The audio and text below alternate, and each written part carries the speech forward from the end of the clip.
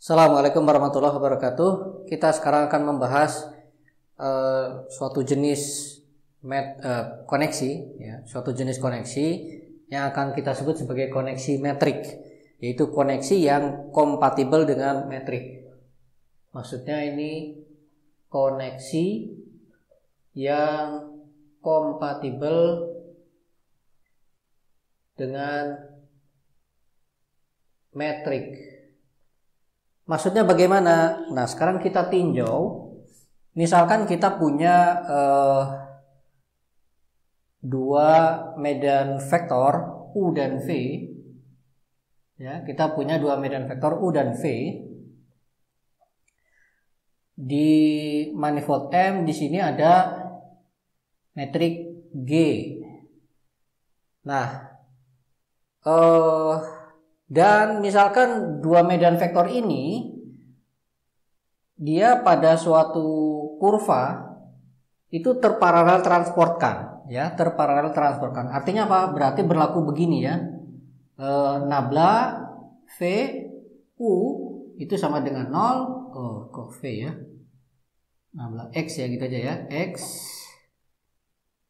sama dengan 0 dan nabla XV itu juga sama dengan 0. Ini semua sepanjang kurva ini misalkan, ya, yang mana vektor singgungnya pada setiap kurva ini didefinisikan oleh si X ini, ya. Jadi kalau ini berarti vektor singgungnya ini adalah X di titik P1. Kalau di sini berarti vektor singgungnya adalah tekan sana ini adalah X di titik P2 dan seterusnya. Jadi dua medan vektor ini katakanlah terparalel transportkan sepanjang kurva ini, maka berlaku seperti ini. Nah, kita menginginkan kalau kita hitung G U, V ini, maka nilainya tidak akan berubah-ubah di sepanjang kurva ini, ya, di sepanjang kurva ini. Jadi kalau ini kita ambil turunannya sepanjang kurva ini, ya, berarti ini kan suatu fungsi nih. Nah, kita kenakan X di sini, maka haruslah sama dengan 0, gitu, ya. G U, V ini tentunya adalah suatu fungsi. Jadi kita dapat tuliskan dia adalah anggota dari F M ini, ya. Nah, maka kita kenakan operator ini, dia harus sama dengan 0. Lihat, ini sekali lagi adalah medan vektor yang pada sepanjang kurva ini dia merupakan vektor singgungnya. Nah, itu yang kita inginkan. Jadi kita menginginkan berlaku persamaan ini, bahwa G U, V ini untuk U dan V yang terparalel transportkan sepanjang kurva ini, nilai G U, V-nya sepanjang kurva ini tidak konstan, ya, konstan, tidak berubah nilainya. Sehingga kalau diambil turunannya ini sepanjang kurva ini, dia nilainya sama dengan 0. Nah, berarti maksudnya begini, ya. G di titik P1, gitu, ya, yaitu U P1, V P1, ini nilainya akan sama dengan di titik P2 U P2, V P2, ya. Nilainya akan sama, dan sembarang titik PP yang lainnya asalkan titik itu pada kurva ini. Itu yang diinginkan, ya. Yang diinginkan tuh seperti ini. Untuk setiap P1, P2 sepanjang kurva ini maksudnya, gitu, ya. Nah,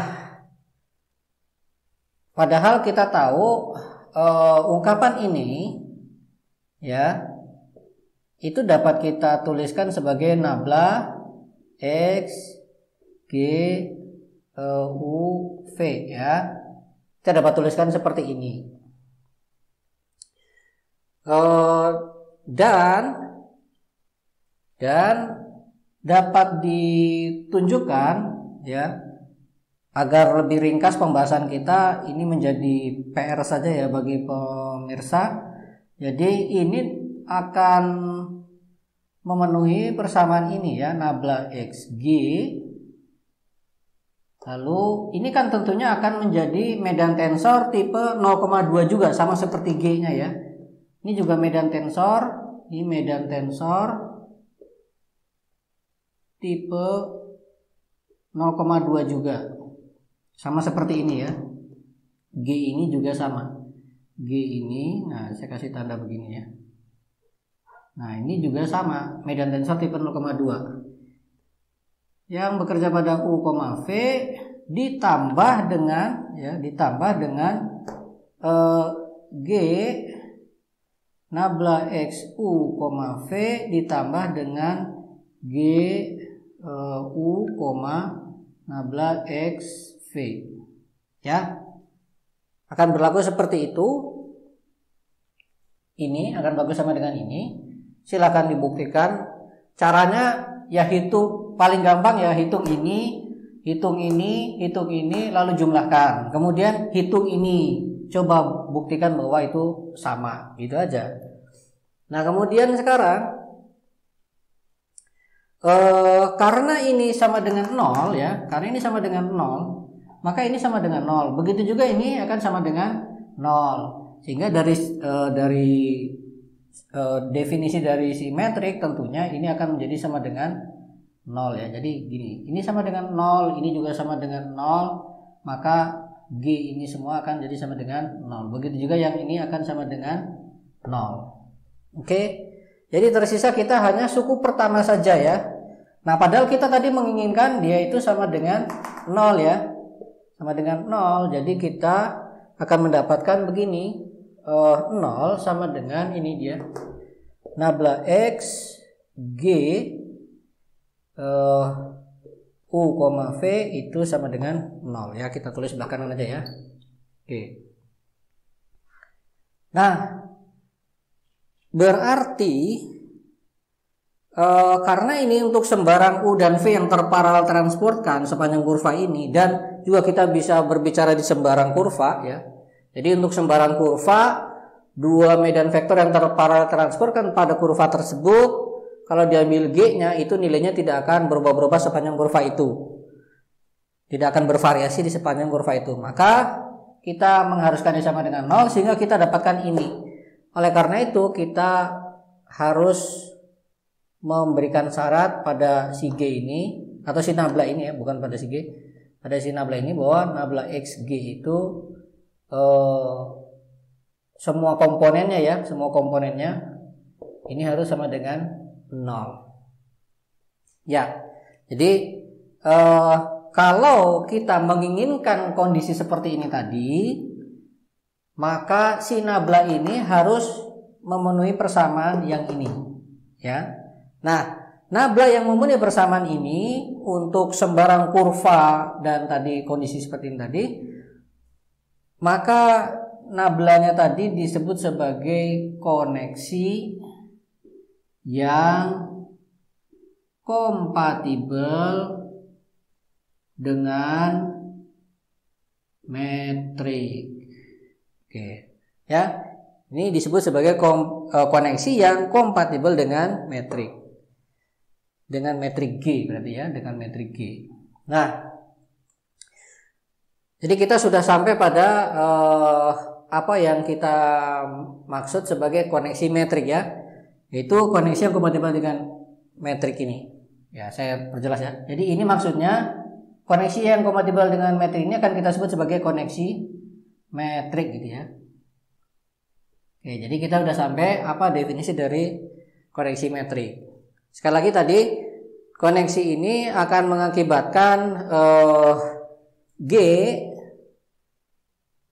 pada yang bekerja pada U dan V yang terparalel transportkan sepanjang suatu kurva, maka nilai G pada nilai GUV sepanjang kurva tersebut tidak berubah-ubah ya, nilainya tetap begitu.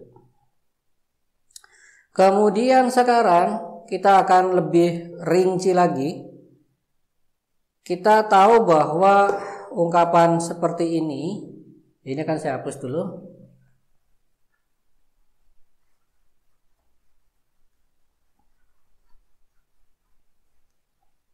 Ya, sebagaimana bisa dilihat di pembahasan turunan kovarian untuk tensor, maka karena G ini tensor tipe 0,2, misalkan ini langsung kita berbicara ya di suatu suatu wilayah ya, di suatu wilayah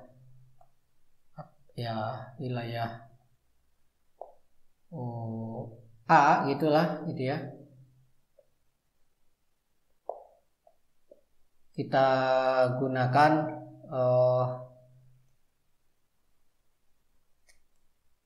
X-nya dinyatakan sebagai X, misalkan X mu E mu, begitu ya, misalkan seperti itu.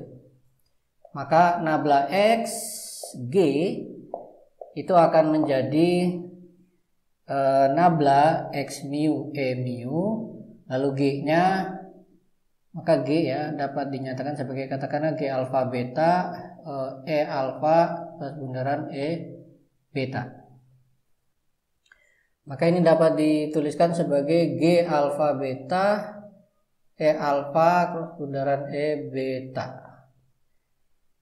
Nah, kemudian ini akan menjadi X mu, sehingga ini adalah nabla E mu, lalu ini adalah G alfa beta E alfa cross bundaran E beta. Kalau dilanjutkan ya, pokoknya kalau dilanjutkan kita akan dapatkan begini.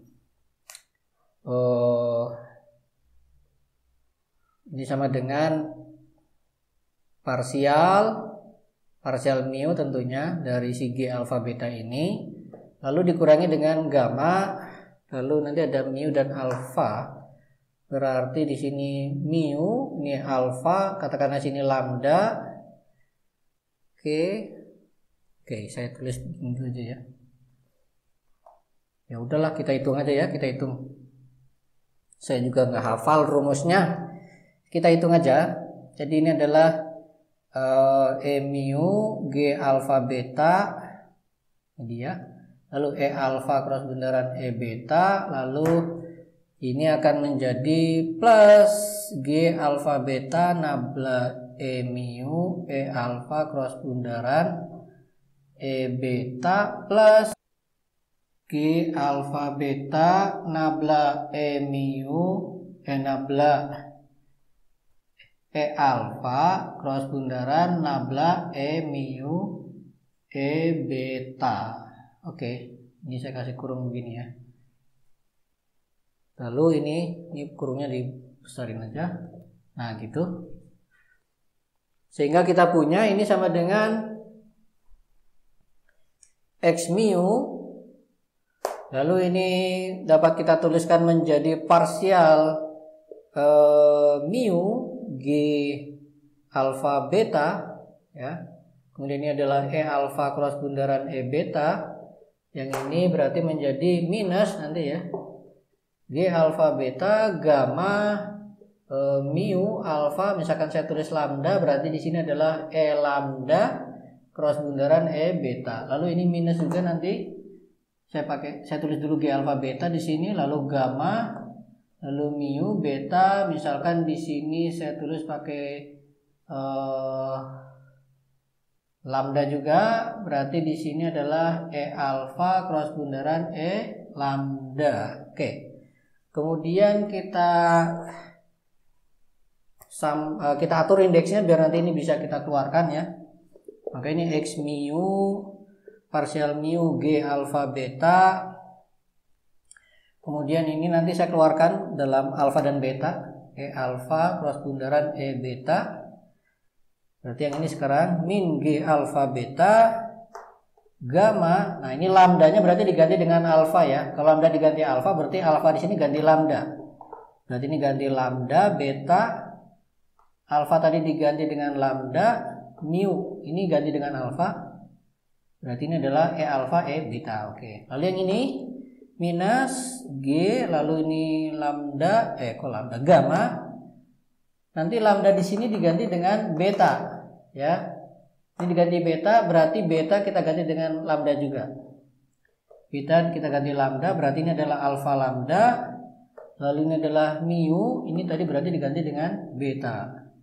Oke, udah semua ya. Kita tutupnya di sini. E alfa cross bundaran E beta. Oke, berarti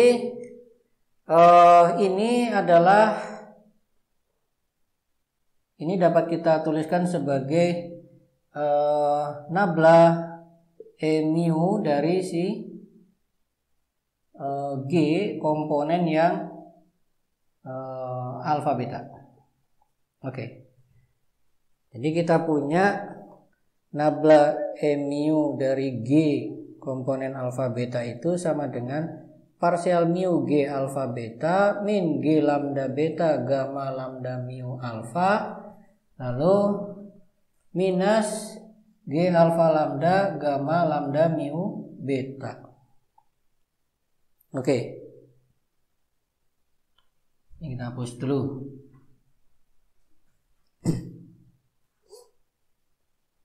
Alfa mu beta, alfa mu beta, alfa mu beta, lambda lambda, alfa mu beta. Oke. Ya. Oke, jadi kalau koneksi metrik maka harus berlaku ini sama dengan 0 ya. Ini untuk koneksi metrik ya. Berlaku persamaan ini ya. Ini sama dengan 0. Nah, sekarang coba kita lakukan manipulasi lebih lanjut. Kita permutasikan aja ini ya, indeks ini mu alfa beta ini. Kalau lambda di sini ini kan adalah indeks dummy ya.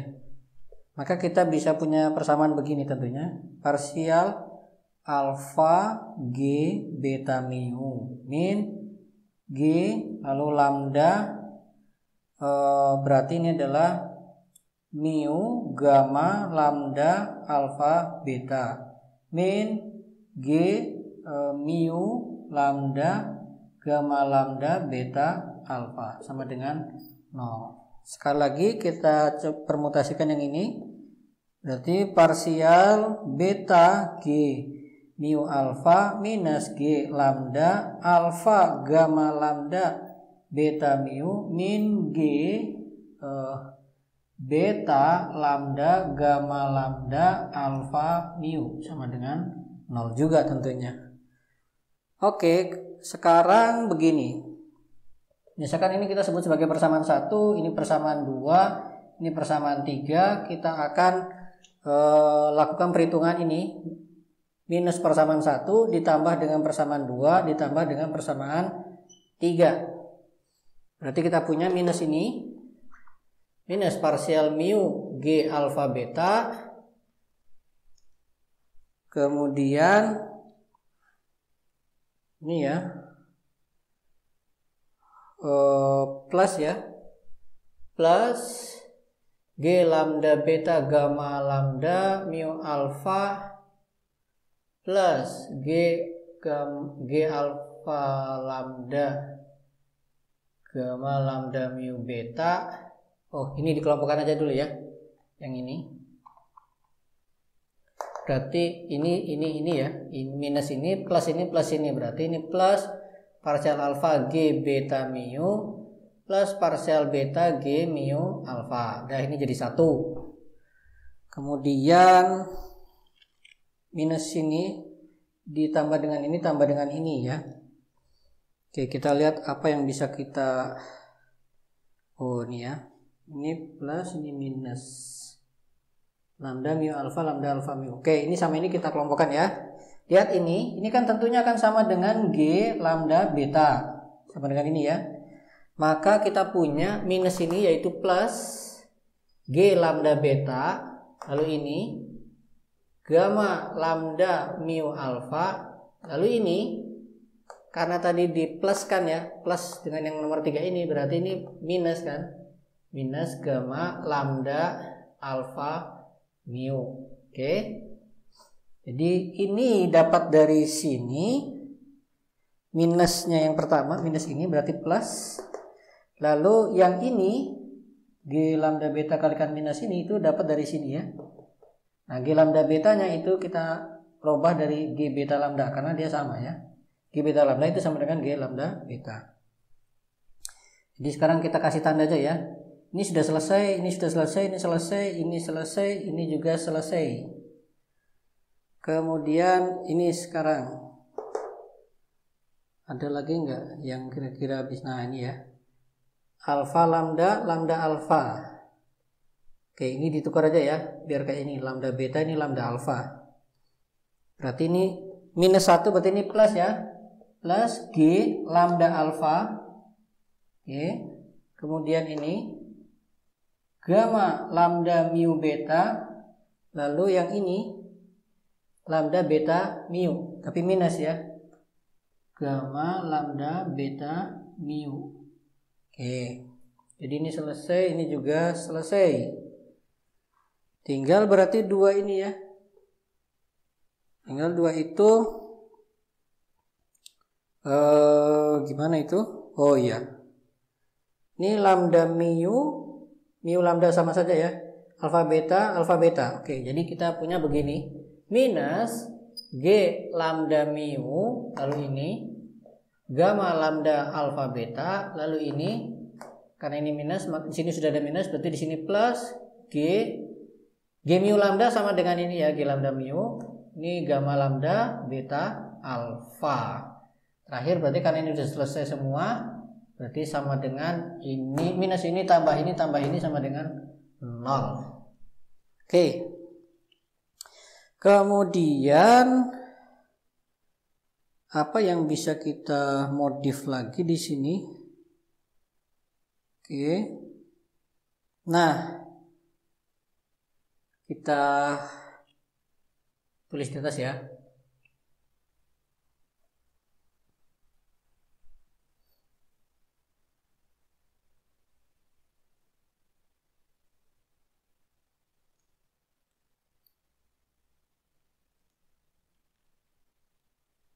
Kita punya tentunya ungkapan gamma lambda mu alfa minus gamma lambda alfa mu ini itu adalah tensor torsi ya kan. T lambda mu alfa itu didefinisikan seperti ini tentunya ya. Bagi yang sudah menyimak video mengenai penjelasan tensor torsi, maka langsung mengenali bahwa ini adalah tensor torsi, atau langsung aja ini sekarang kita sebut sebagai tensor torsi. Ya, itu masalah urutan belajar saja ya. Nah, sekarang berarti yang ini dapat dituliskan seperti itu. Ini juga sama tensor torsi. Nah, kemudian begini ya. Sekarang coba ya. Saya akan menuliskan seperti ini. Misalkan ya, saya punya gamma lambda mu alfa. Itu dapat saya tuliskan sebagai gamma lambda mu alfa minus gamma lambda alfa mu plus, saya jumlahkan dengan ini, gamma lambda alfa mu tentunya ya kan. Jadi hilang kan. Lalu saya jumlahkan lagi dengan yang ini, gamma mu alfa, gamma lambda mu alfa. Berarti nanti jadi 2 kali lipatnya kan. Nah, ini saya bagi 2. Nah, kan akan tetap sama. Nah, berarti saya dapat tuliskan begini, gamma lambda mu alfa minus gamma lambda alfa mu per 2 ditambah dengan gamma lambda alfa mu plus gamma mu lambda alfa per 2 juga. Nah, ini akan saya tuliskan sebagai gamma lambda mu alfa. Oke. Ya, ini kurang ini akan saya tuliskan begini, berarti saya bagi dengan 2. Lalu ini berarti adalah ini akan saya tuliskan sebagai gamma lambda, kurungnya begini ya, beda dengan ini. Mu alfa sama saja ya, mu alfa. Oke. Kali 2. Nah, jadi tentunya berarti sekarang yang saya maksud sebagai gamma lambda mu alfa itu sama dengan gamma lambda mu alfa minus gamma lambda alfa mu. Sementara kalau yang kurungnya begini, kurung lengkung, mu alfa itu adalah gamma lambda mu alfa plus gamma lambda alfa mu. Ya, bedanya di situ ya. Kok kalikan 2? Ini setengah ya tentunya. Ya. Oke. Nah, berarti tensor ini dapat saya tuliskan sebagai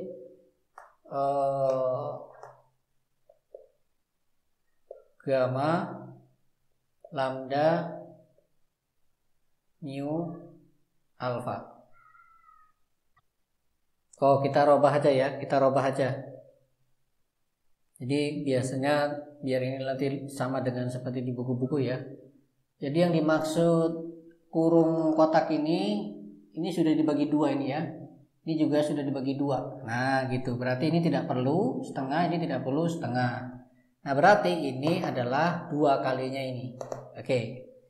Ya. Nah sekarang ini ungkapan seperti ini dia merupakan tensor ya. Pembuktiannya dicoba sendiri ya, dilakukan sendiri. Kita akan langsung melanjutkan pembahasan kita. Jadi sekarang saya dapat tuliskan berarti ya, ini adalah setengah dari ini, kemudian ini juga sama setengahnya ini. Ini lambda mu nya saya tulis begini ya, lambda mu alfa. Lalu yang ini berarti adalah itu tadi ya, 2 kalinya ini ya. Oke, berarti saya punya persamaan begini.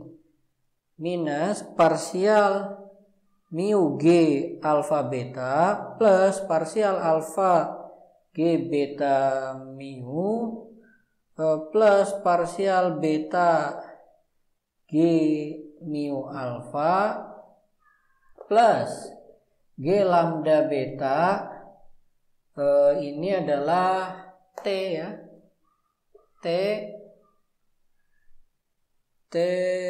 lambda mu alfa, lalu yang ini adalah plus g lambda alfa t lambda mu beta, lalu terakhir yang ini berarti minus g lambda mu, lalu ini yang plus berarti adalah 2 kalinya ya, berarti ini minus 2 kalinya gamma lambda alfa beta. Oke, sama dengan 0. Kurung lengkung begini. Sekarang kedua ruas kita kalikan dengan G kalikan setengah G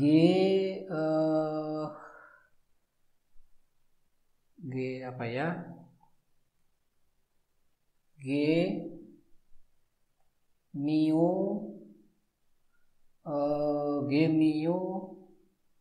rho gitu ya. Kita kalikan G setengah G mu rho. Berarti di sini ada setengah G mu rho, indeksnya di atas semua. Kalikan ini minus parsial mu G alfa beta plus parsial alfa G beta mu plus parsial beta G mu alfa, lalu plus setengah G mu rho, lalu G lambda beta. Itu adalah lambda. Gitu ya. Jangan mu rho ya, lambda rho aja ya. Nah, gitu. Kita kalikan G lambda rho. Ini juga. Oke. Kita kalikan G lambda rho berarti ya, ini T lambda mu alfa plus G lambda rho, G lambda alfa, T lambda mu beta. Ini berarti 2 kalikan setengah 1 ya, minus G lambda mu kalikan ini, atau ini dulu saya tulis ya, G lambda rho, G lambda mu, gamma lambda alfa beta sama dengan 0. Padahal ini perhatikan, ini adalah delta rho mu, gitu kan? Sehingga kita punya ini tetap biarkan setengah G lambda rho minus, atau ini saya tulis begini aja ya. Oh enggak. Ya jangan. Ini mu-nya biar ketemu sama ini nanti ya. Ya berarti ini benar, kalikan mu aja ya. Kalikan mu. Berarti ini kalikan mu. Ya. Lalu ini kita kalikan mu. Ini berarti mu. Oke, ini juga mu. Ini juga mu. Ini udah ya, berarti kalau seperti itu berarti ini adalah rho lambda ya, bukan rho mu, tapi rho lambda. Nah, oke. Nah, berarti ini adalah gamma lambda alfa beta, ini sama dengan 0, ini minus. Nah, sekarang yang ini akan saya tuliskan sebagai, biar ringkas ya, saya tulis dengan simbol ini. Indeks yang bukan indeks dummy di sini adalah rho dan alfa beta ya. Alfa beta. Nah, saya tulis begitu. Kalau mu di sini sudah indeks dummy semua ya. Jadi setengah kalikan ini semua, ini saya tulis begini. Lalu sekarang yang ini kita perhatikan ada setengah. Lalu kalau ini tensor ya, maka dapat kita lihat ini diturunkan indeksnya. Berarti si lambda diturunkan jadi beta, lalu mu dinaikkan jadi rho. Berarti begini ya. T ini beta, mu dinaikkan jadi rho lalu alfa.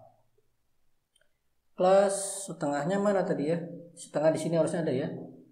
Plus setengah juga. Oke. Ya.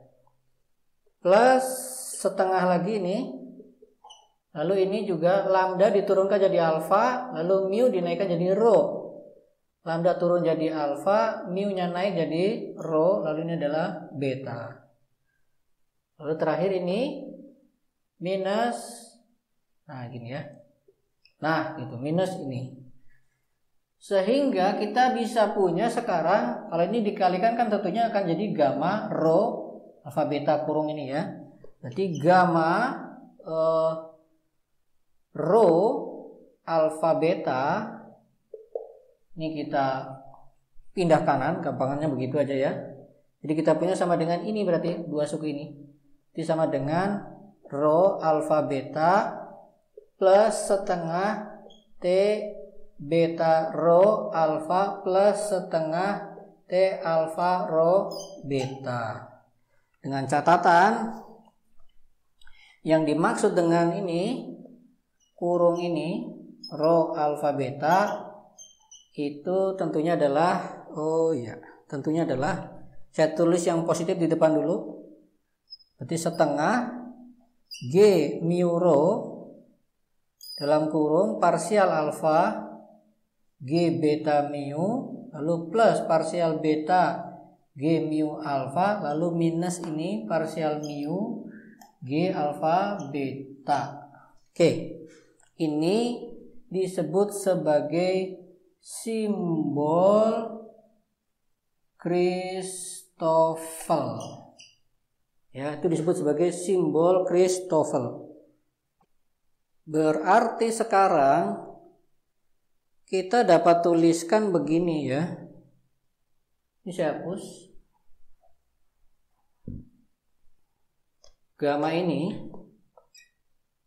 lambda mu alfa ini sama dengan ini ditambah ini. Yang ini dapat kita tuliskan begini. Ya. Yang kurung lengkung ini kita tulis begini. Rho, ya saya tulis begini dulu aja, ulangi yang itu ya.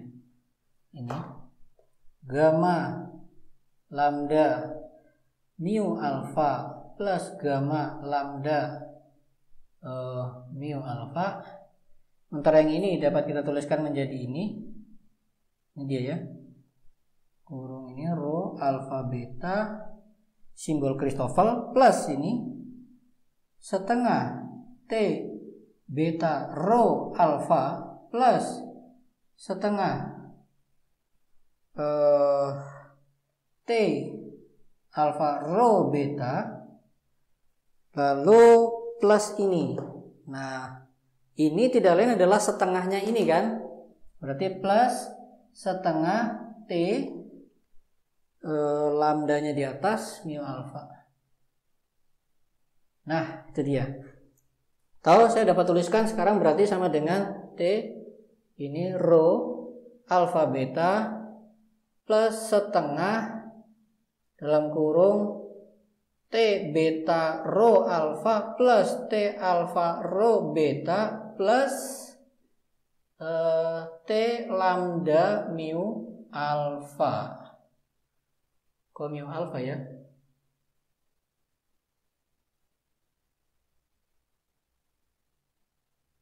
Oh, yang tadi kita pakainya alfa beta ya, berarti ini alfa beta. Ya, ini alfa beta. Ini berarti alfa beta. Ya, ini alfa beta. Ini berarti alfa beta. Lalu udah semua. Nah, belakang sini berarti adalah alfa beta ini ya. Alfa beta. Nah, iya. Oke. Ini akan kita tuliskan sebagai ini ya, sama dengan ini rho alfa beta plus ini adalah saya tulis begini ya, K. Ini ada yang keliru ya, lambdanya mana ini? Oh, ini lambda. Oh, ya clear ya saya. Ini rho ya. Ini rho. Rho, ini rho. Ini juga berarti rho. Berarti ini adalah rho. Nah, gitu ya. Rho, semua ini juga rho. Nah, berarti ini adalah K. Saya akan tulis begini, rho alfa beta. Oke. Saya akan tuliskan seperti itu ya. Ya, indeksnya di sini ya, alfa beta. Oke, dengan catatan K rho alfa beta itu adalah setengah, ini dia. Saya tulis ini dulu ya. T rho alfa beta plus ini T beta rho alfa plus T alfa rho beta. Ini disebut sebagai tensor kontorsi. Ya, kalau ini tensor torsi ya, sebenarnya komponennya ya, tensor torsi. Yang ini adalah tensor kontorsi. Definisinya seperti ini. Oke, jadi